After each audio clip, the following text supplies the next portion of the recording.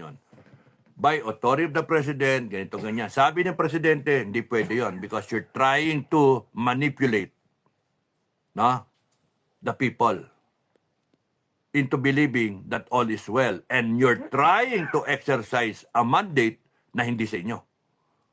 Galing sa taong bayan yung power ng Presidente, 31 million nagboto, and siya lang ang pwedeng gumamit ng power. Pwede niyang i-delegate, pero ipakita nyo na muna na okay siya. Okay? Inday Sara, it is your duty, moral obligation as the Vice President to question nasaan yung Presidente.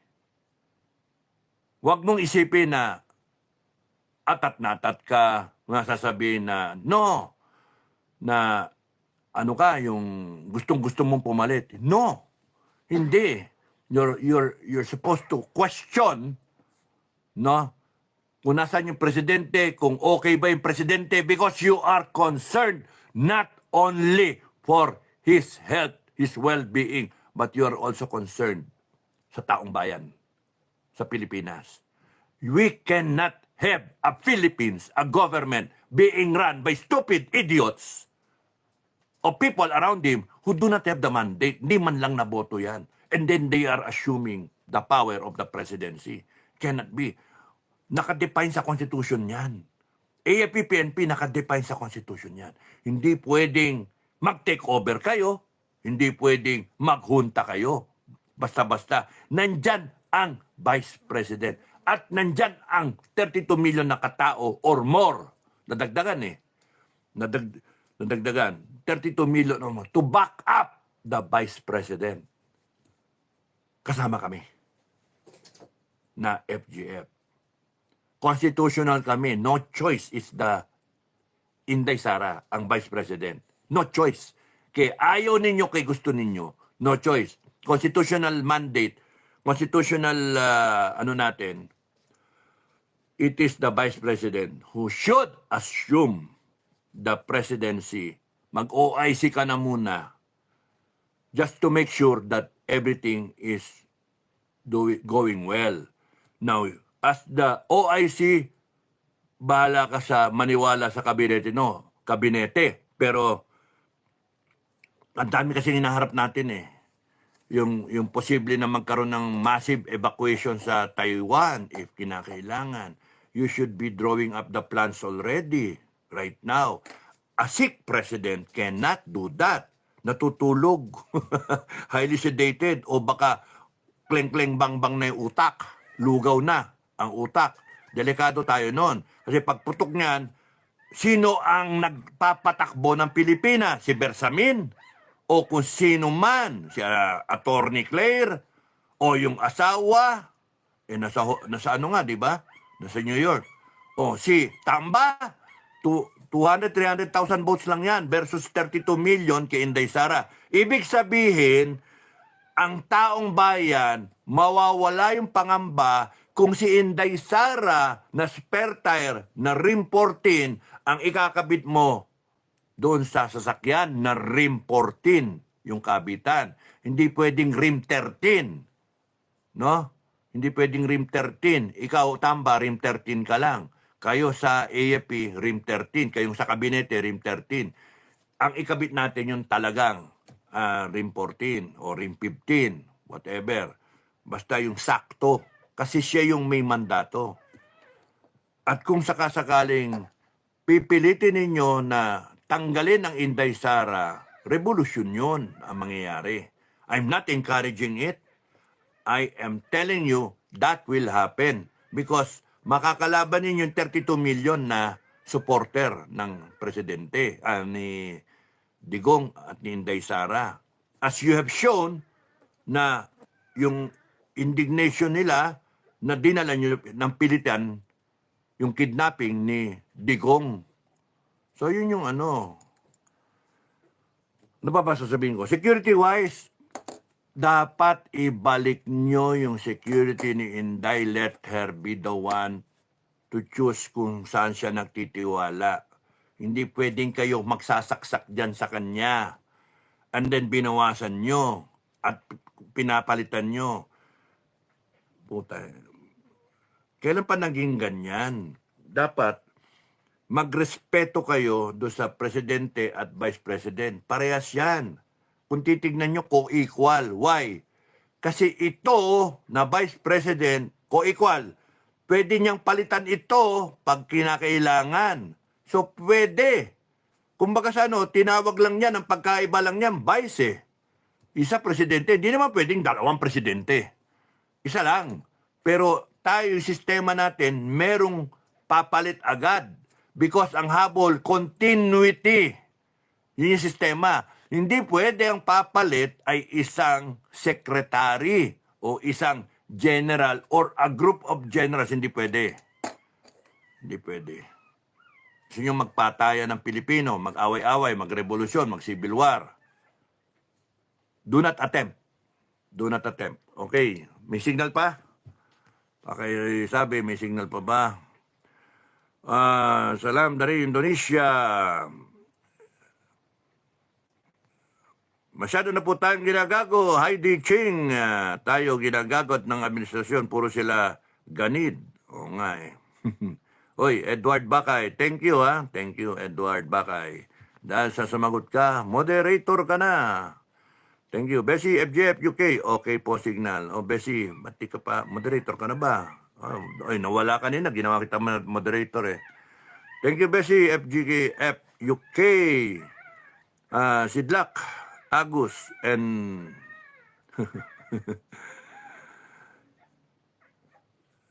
Hindi ko na naintindihan. Gangster ako, Sir. Bernard Pasingan. Gangster? Okay, Sama ka sa akin. Okay naman, sir. Signal. Opo, signal. Solid South. Okay. Thank you sa mga pasabi. Heidi Ching. Kahit po ka na general pero paraks... magaling na. Tulin eh. Nawala na ako. Dahil kahit di ka na general pero para sa akin magaling ka po. Thank you, Heidi Ching. Nabobola kita. FW Journey. Sir, now sana palitan na si BBM ni BP Sara para maayos. No, kinakailangan, hindi pwedeng basta-basta yun kasi lalabas ng kudeta. Kinakailangan ma-verify if indeed BBM is in the worst of health. No? 50-50 nga yung kwento eh. Now, sagot siguro Malacanang, sasabihin fake news yan. O go ahead, sabihin yung fake news. Ilataon niyo si BBM. No? Kasi pag sinabi niyo yung fake news, ibig sabihin hindi siya na ospital. Hindi siya ng kidney failure, hindi 50-50 ang buhay niya. So kung fake news yan, sabihin niyo totoo. Ano yung totoo? Hindi siya ng ospital. Hindi siya ng kidney failure. Hindi siya 50-50. O nasaan siya? Ganon kasimple. Malacanang. No? Bersamin and Atty. Claire. The moment na lumabas kayo at kine-claim yung fake news yan, sinungaling kayo. Nasaan? Presidente. Diba? Pangalawa, pag sinabi ninyong okay ang presidente, ibig sabihin, ina-admit ninyo na na-hospital siya. Na-hospital siya. Hindi siya ng kidney failure. Hindi siya 50-50. Ilabas nyo pa rin ang presidente. O ilabas ninyo yung doktor na nagtitreat ng presidente. Diba?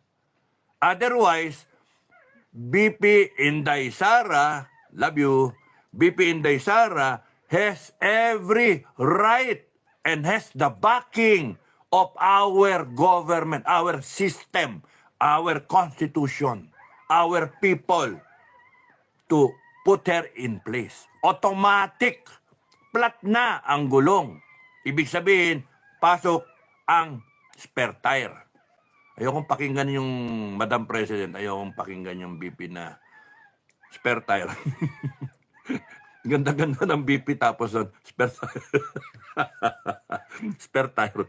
Ay, nako. So, ang ano dyan, she has every right. She has the mandate. She has the obligation. Madam BP, Madam Inday, you have the obligation, the duty. Yun ang trabaho mo eh. Make sure na okay ang presidente. Call them up. Demand answers. Demand O you question them, nasaan na? Can I talk to him? Diba? Can someone make a statement? Can you put out pictures live na ganon? Wala kang ginagawang masama. Ginagawa mo para sa taong bayan, para sa Pilipinas. Kasi we cannot have a president who is 50-50. No? Kasi it can go either way. 50-50. Patay, buhay. Ngayon kung may nagtapatakbo dyan na iba, it can go 100, 0. 100, gera tayo, Taiwan. 100, patay ang Pilipinas. Di ba? 100. Ano na tayo? Narco state, communist state, bangkarote lalo. So doon pa rin tayo sa, kung 50-50 presidente, si Bongbong, we better find out. At tama lang mag-OIC na muna. At least we have a semblance of good governance na okay lang tayo. Hindi tayo masasabak sa gera. And yung mga allies natin, malalaman na okay lang tayo. May succession. No? Yun yung emphasis. May succession. What are laws for if you do not want the law implemented? Nasaan na yung uphold the Constitution, AFP, PNP? Uphold the laws. Sabi nyo. Ngayon, bahala kayo. Gusto nyong magulong Pilipinas. Uwi na yata sabi ni My Love of FGF, na, Sir, uwi na yata si BP tapos tanggalan ng security, parang delikado. Kaya nga, Commander Bukay, coordinate with the security of Inday, ask them kung kinakailangan ng additional na augmentation, no? Make sure na yung talagang may VIP training ang kasi mahirap yan, responsibility dyan if something happens to her. Ang advice ko lang, sabi ko kanina sa vlog, line of sight. Madam Inday, the best security is yourself. Ewan ko kung na-cover ko kanina kung nawala yung signal kanina. The best security is yourself. No? You're safer kung ikaw lang ang nakakalam kung saan ka pupunta. For example, pupunta ka ng Cebu, sabi ko kanina, punta ka ng Cebu, papaalam mo dun sa kausap mo, inimbitahan ka na isang politiko o na isang grupo, punta ka ng Cebu. Yung side mo, kaya mong protektahan yung sarili mo. Kaya mong i-limit yung lalabas na information. If I am a determined assassin, I was paid, kunyari, 50 million to kill you, yung 50 million, mataas ang presyo ng Vice Presidente. If I am, kaya kayo mga assassin, yung 1 million, huwag niyong tatanggapin. Huwag kayo magpapabarat, no? If I am determined to kill you, I would need information so that I will be there at the exact moment na nandun ka.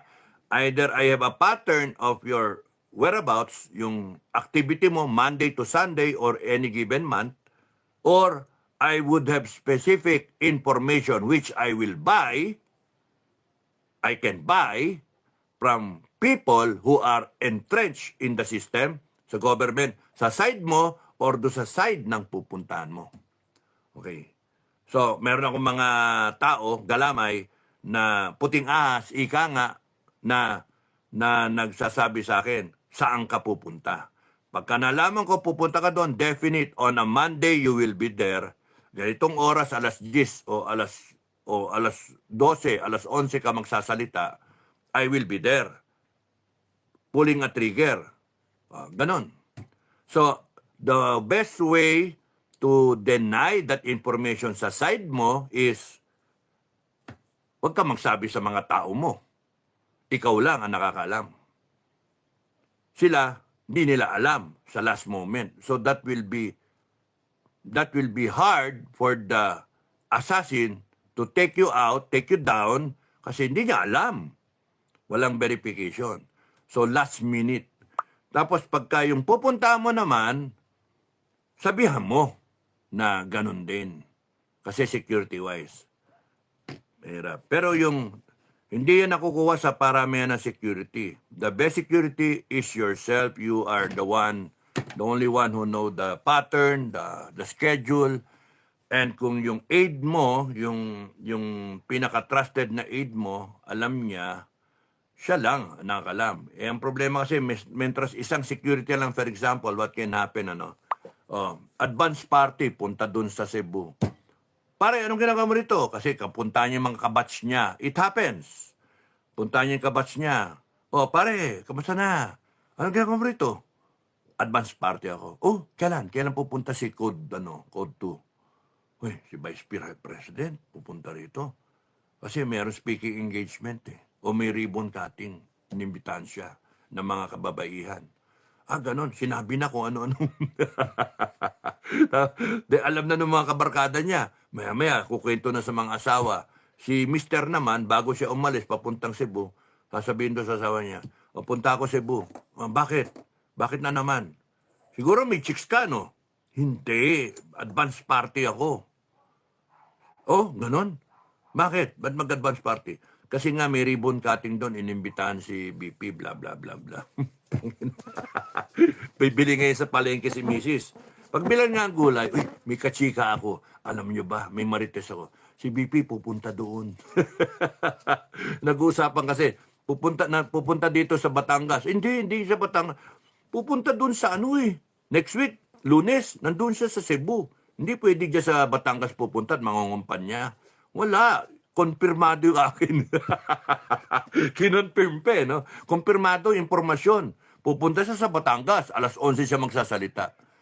Alam na ngayon ng buong palengke. Diyos Maria Joseph na. You see? The best security is yourself. Kami noon, lalabas kami ng kampo, hindi namin alam Sakay ng kusan yung kamay ni Canyeso, General Canyeso, gaganyan lang, nakatingin ako, peripheral vision, makikita ko na ganyan. Tapos noon, ganyan, diretso. Pagka ganyan, kanan. Ako naman, ipaparot out ko. Diretso. Sabi ko sa driver, hindi nga alam ng driver kung saan pupunta. Pagka gumanon, kanan. Pagka gumanon, kaliwa. O, then na. Kaya kung lumabas kami ng Gate 1, Guadalupe, papunta kaming north. Pag lumabas ng Forbes Park sa McKinley, hindi namin alam. Baka sa Makati lang, may ka-meeting. Pag kumalabas kami sa Gate 3, sa Nichols, sa south kami niyan. Pero hindi pa rin namin alam. Sasakay kami aeroplano, helicopter, o kaya sa mga, tawag dito? Mga jet, no? ng CIA, o kaya ng US Army. Di namin alam kung saan kami pupunta. Minsan lalapag nga kami. Nakaganon yung mga trope. Nakaganon Naka-ready to fire Kasi lalapag kami Hindi nila alam na may parating Paglapag namin, wala pa mga rangko. Nakapatig, lousy cap. Talagang unshine combat boots. Lahat lousy na lousy kami. Tapos lalagpas siya. Ganyan nakatutok yung sundalo. Tapos sasabihin lang niya, di mo ako kilala? Walang katakot-takot Nakatutok na yung baril sa kanya mga sundalo di mo ako kilala? Tapos kasunod ako, nakatutok na rin sa akin. Commanding General, Army. Tapos, General Canyeso. Tapos sabi ni Canyeso, buti, natatanda niya yung pangalan ko. Yung iba, hindi alam Commanding General ng Army, sino ba yun? At least alam niya yung pangalan na Canyeso, no? Sabi niya kanya, buti, ganun na lang. So, ganun yung napapagkamalan niya Master Sergeant, ako yung private. Bata pa ako nun 20 plus lang ako, 25. 26, ganun. 27. Those were the days. So, the best security is yourself. Di niya alam. Tatawag yung asawa niya sa akin, Iking, nasaan si Daddy? Ma'am, kasama ko, ma'am. Saan na kayo? Ma'am, baka si Santin ako, hindi ko pwede sabihin sa inyo. Huwag niyong pagpilitan. Gusto nyo kausapin nyo. Tapos tatanong, sir, kausapin nyo. Ma'am, busy ma'am. Ma'am, nasa CR ma'am. Ma'am, may kausap ma'am. Walang yan, lying. Wala talaga. Tapos kasi, achuchuchu, daming ibibili na ayaw niya ma-distract eh. Ganon si sir, focus. Wala talaga. Asawa, hindi alam. Yung ano niya, yung Deputy PA, sa Abedra, hindi rin alam eh kung nasaan si sir. Yung kasama niya, hindi alam. G1, G2, G3, depende, umiikot lang eh. Minsan yung mga captain eh, no? Ang sinasama para napapagdisketan niya yung mga captain. Sila Sadjarin, sila Pangilinan, sino ba? Captain Morales, Dick Morales, no? Captain pa noon eh. Tsaka si Major Yano, no? Minsan yung mga deputy, si Matu, deputy ng ng G6. Para yung G6. Minsan kasama niya yung sa Palar, minsan yung sa Ranger, mga special unit ba. Minsan yung engineer. Minsan si Captain Simoy kasama kasama. No.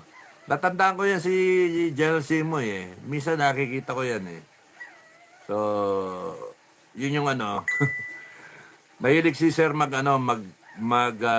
turo ng tao. Tapos iniikot niya yung staff niya.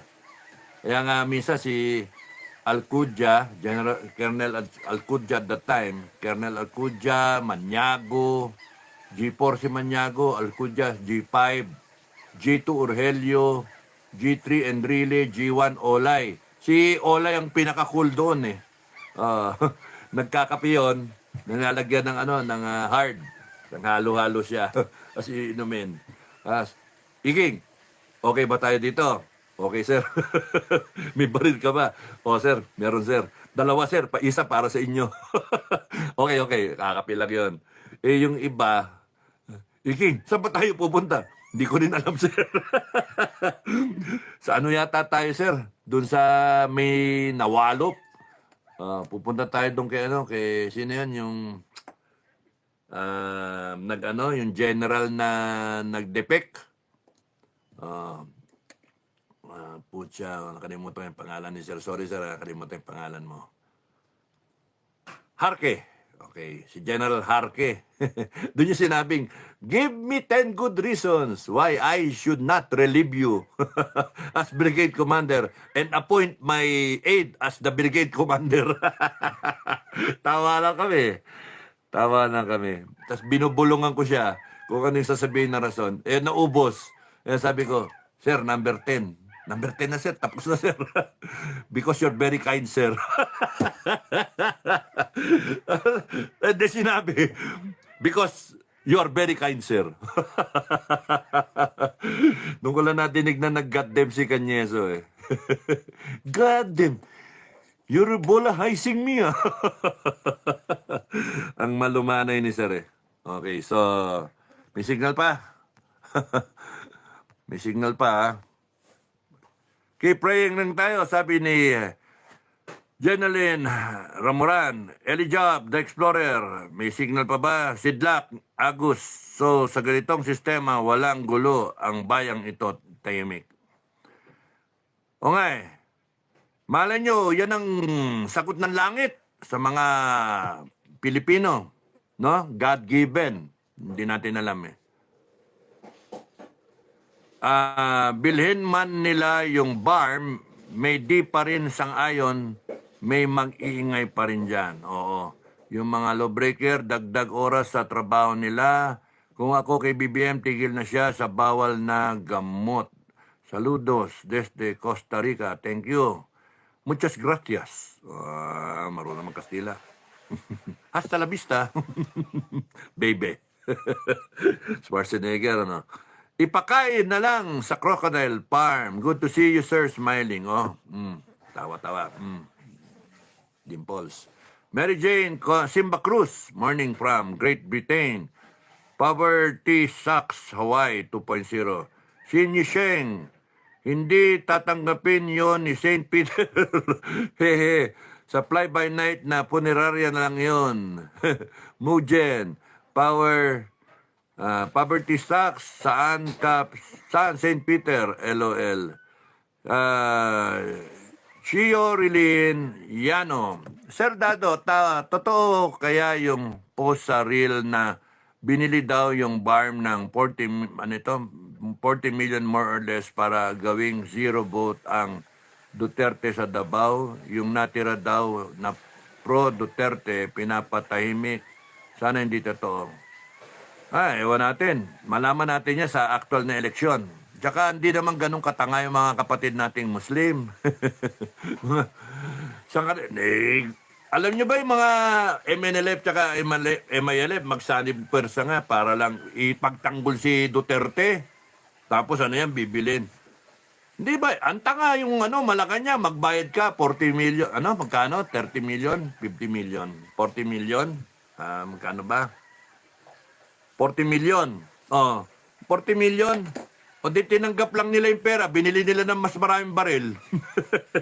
100,000 yung baril eh. O sa 40 sa 1 million, 10. Sa 40 million, 400 na baril. Isang batalyon.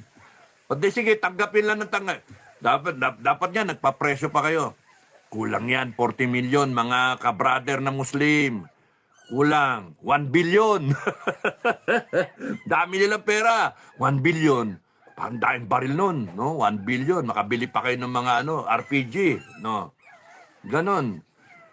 Alam niyo yung mga kapatid nating Muslim. Shout out sa inyo, no? Kala Doc John Dam, tsaka kay Professor Nur, no? I hope you are in good health. Our Muslim brothers, they only want good governance. They want us to to determine their future na mapagkakatiwalaan nila yung gobyerno. Yun lang naman gusto nila eh. Yung mga lupa nila matil nila, pakinabangan ng mga kapwa nila. Ma-ensure yung generations nila. So, any future president, for that matter, should try to communicate with them. Ano yung pwedeng ibigay sa inyo? Ano yung hindi pwede? Ano yung para iuunlad natin?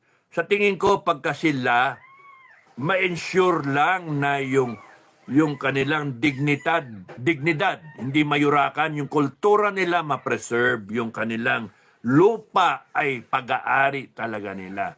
And then, may right sila to govern themselves. Okay na, kasama sila sa Pilipinas. Pilipino rin sila. Ito, ginagago eh. Hinati eh. So, bayaran-bayaran para siyempre, tanggapin yung pera. Tanggapin nyo pa, dagdagan nyo.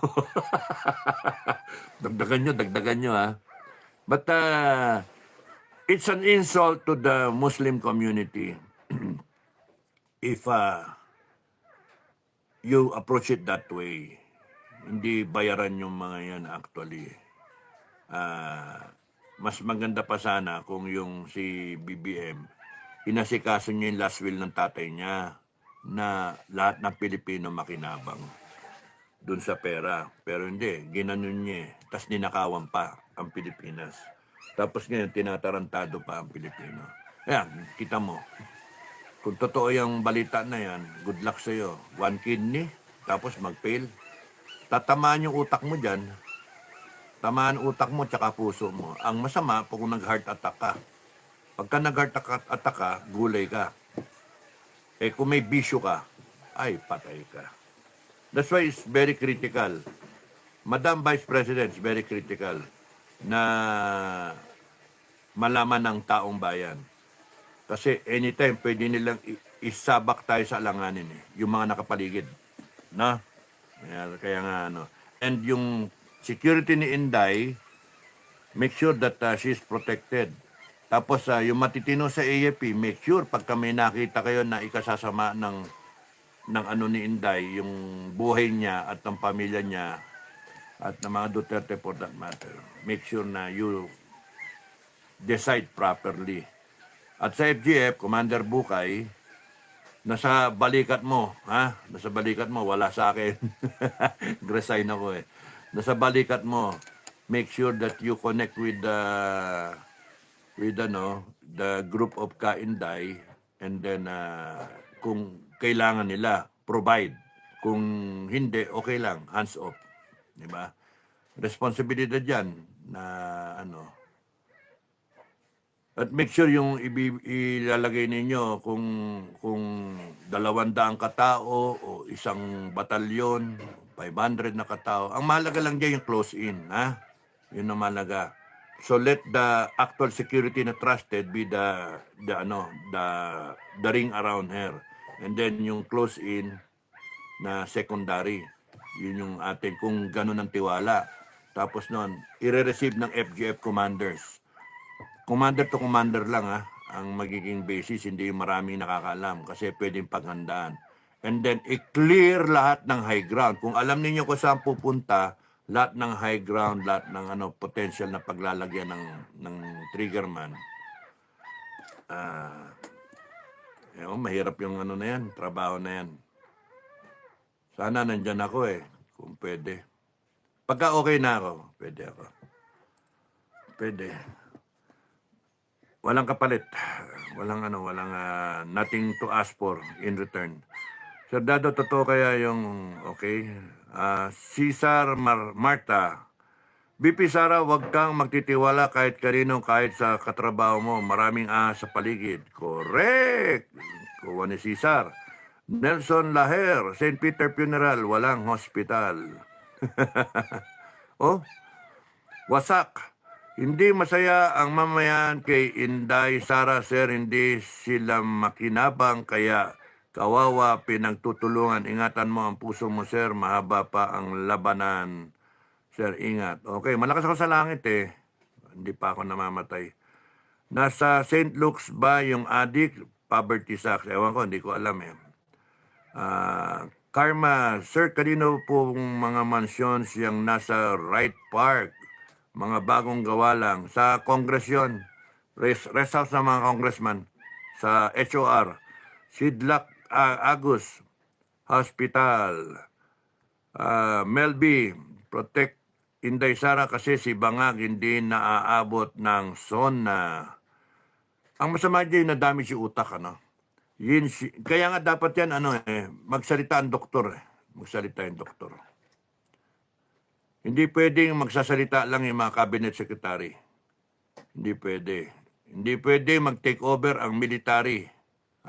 Do not attempt. Hindi pwede. You will take power and then what? Okay lang kung kunyari yung military papasok, Secretary Anyo, Gibo, Browner, okay lang, and you say that you are following the Constitution and installing Inday Sara as the officer in charge. Okay lang yon. Because hindi pwede na other than that. May batas tayo no? So, make sure that you are aligned with the people. How I wish na Secretary Anyo, Gibo, and Browner will be aligned with the people. Now, para makabawi ba kayo sa sinasabi ng tao ng mga traidor, mga ganun ba? Makabawi kayo and let the people, the new government or Inday Sara, decide where to put you if ever na, siyempre, gano'n naman yun, di ba? Where to put you.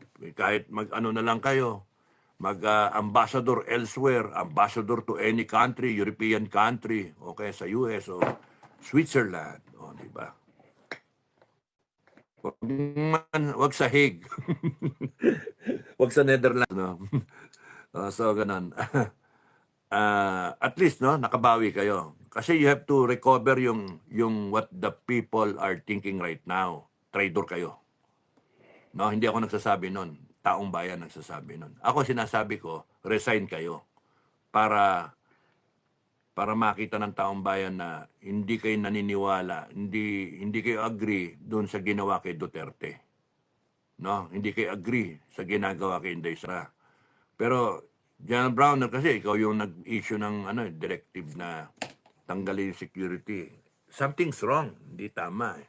You're preparing the groundwork na may mangyari kay Inday Sara. No? Mali eh. The armed forces should look at the two, President, Vice President, as equal. No? Kasi anytime the Vice President can replace the President. So dapat, kung binabantayan sarado ang Presidente, dapat ganun din yung Vice President. Kasi parang, isipin nyo ha, kung kayo kunyari, walang spare tire, ingat na ingat kayo. Kung may spare tire kayo, kasama yun sa hahanginan ninyo. Kasama yun sa may pressure. Kasi pwedeng gamitin anytime eh. Kung nagpahangin kayo, hindi pwedeng 4 na gulong lang ang hinahanginan nyo eh. Kasama yung spare tire lagi kung long trip. Nalalagyan nyo rin na tichikin yung tire pressure. Ako pa nga, pinatutubog ko pa nga eh. Sa tubig para malaman ko kung may bubbles, kung may singaw, ayusin ko na kagad.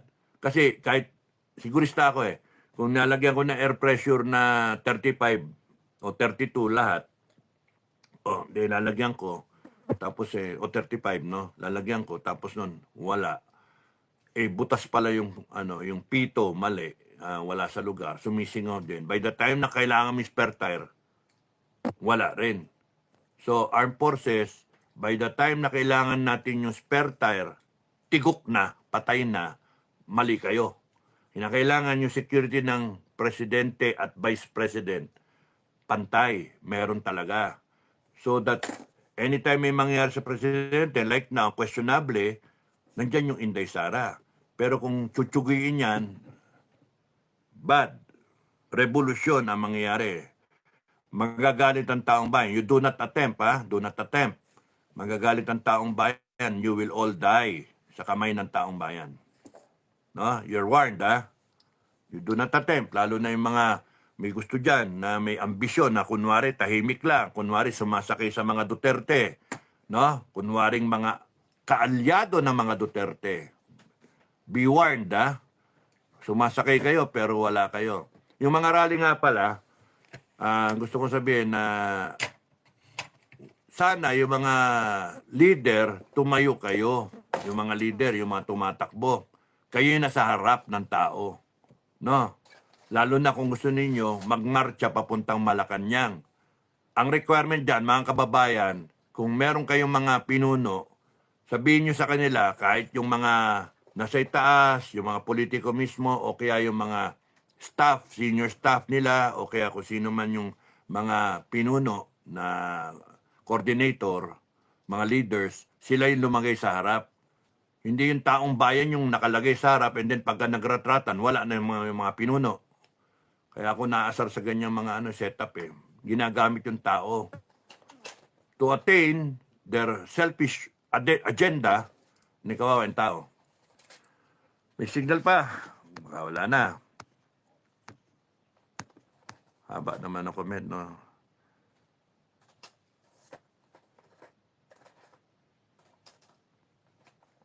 Roy Nanardo, the government is for the people and by the people. Vox Populi Vox Day. Nasa masang Pilipino ang majority, kaya kami ang masusunod. Sabi niyo yan eh. Wala. Yes, sir. Or yes, ma'am. Rowena Nardo. Yes, ma'am. Uy, kasama rin ako doon, ha. Pinoy RN. Sana ang investigahan din saan napunta mga bilyon-bilyon pondo sa Kongreso. Hindi yung selective na si BP lang. Correct. I agree with you, Pinoy RN. Shout out kay Pinoy RN. Jody Villanueva. Okay po, Signal. Thank you, ha. Jody Villanueva. Okay, ikaw ay moderator for answering. Motorod. May signal pa po. Uy, si Motorod. Okay. May moderator ka na rin. Pati defensor. Pwede naman kasi na ang isang plano ay kung incapacitated ang Pangulo at nasa na yun? Nawala eh.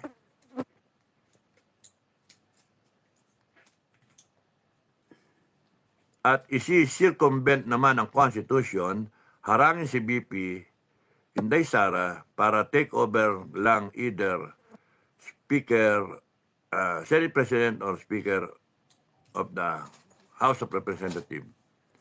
Pero hindi. Nasa Constitution natin, ang successor, Vice President. Ang linaw nun. Kaya supalpal diyang AAP at PNP, uphold the Constitution. You better uphold the Constitution because the Filipino people will make sure that the Constitution is upheld.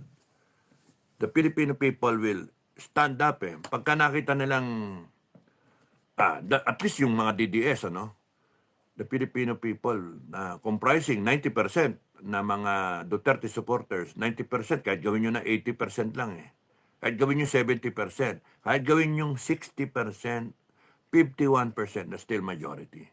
Pero super majority 90% of Filipinos support Duterte. As shown by the rallies. No? Even the Iglesia ni Cristo cannot come out with that kind of rally. Kasi ang Iglesia is about, ilan? 2 million, 4 million? So, yung nationwide rallies na yan, tsaka yung global na rallies na yan, dami nun, million-million yun. Ano pa yun? Hindi pa ganun birthday celebration. So, majority wins in a democracy. 51%. You have 90% who are griping, galit na si Duterte tinanggal. So, yun yung kwento. Okay. Sana ako? Kaya hindi ko na alam Ala. Pinoy RN, yung mga nag-traidor dyan, day of reckoning will come. Sabi ng mga nga ni Tatay Digong, the Filipinos are not sleeping and people will chart the destiny of our country. Thank you, Pinoy RN. Moderator ka na. Moderator ka na. So, Erica, Japanese characters, Naka, Sir Dado, Lloyd, and loud and clear po audio nyo. Perfect. Thank you, Erica. Moderator ka na rin. Legendary Pinoy. Sir Dads, mga paniniwala ka ba, magpapaniwala ka na ang punot dulo ng lahat ng ito ay ang wealth of the nation? Yeah, oo. Yeah. Mayaman ng Pilipinas, interesado silang lahat. Dapat tayo, interesado sa Pilipinas. Bungkalin natin lahat ng yaman na yan, gamitin natin lahat ng yaman na yan so that we will be able to secure the future generations of Filipinos, all 120 million, and all to be born Filipinos. Kung lahat ng yaman na yan, mais natin, na pati yung mga batas natin sa mining, ayusin natin kasi dapat ang yumayaman yung mismong local na kusang galing. Kung yung yaman galing dun sa mga Muslim, dapat sila yung yumaman kasi galing sa lupa nila. Kung dun sa mga talaingod, dun sa mga ibang indigenous peoples, dapat sa kanila na yung kahit 50-50 sana nga o kaya a big chunk yung kanila, 70-30, para makinabang yung mismong sila, yung tao nila. Yun, okay yun. Para matikman naman nila yung ginhawa. Pati yung, kasi yung lupa, kanile. So, they have the right to make sure yung kita do sa lupa, pakinabangan ng mga anak-anak nila. Bakit naman tayo makikialam doon? Dapat ang pakikialam natin ay siguraduhin natin na maayos lahat. Yung sharing, yung reinvesting back to the land sa kanila so that they will all, the sooner we do that, the richer the Philippines will be. Yaman tayo, daming ginto, daming copper, daming coal, daming oil and gas, by the billions Meron pa tayong Benham rice, Philippine rice, wala pang nakikinabang doon. Tayo dapat makinabang. West Philippine Sea, usapin natin China.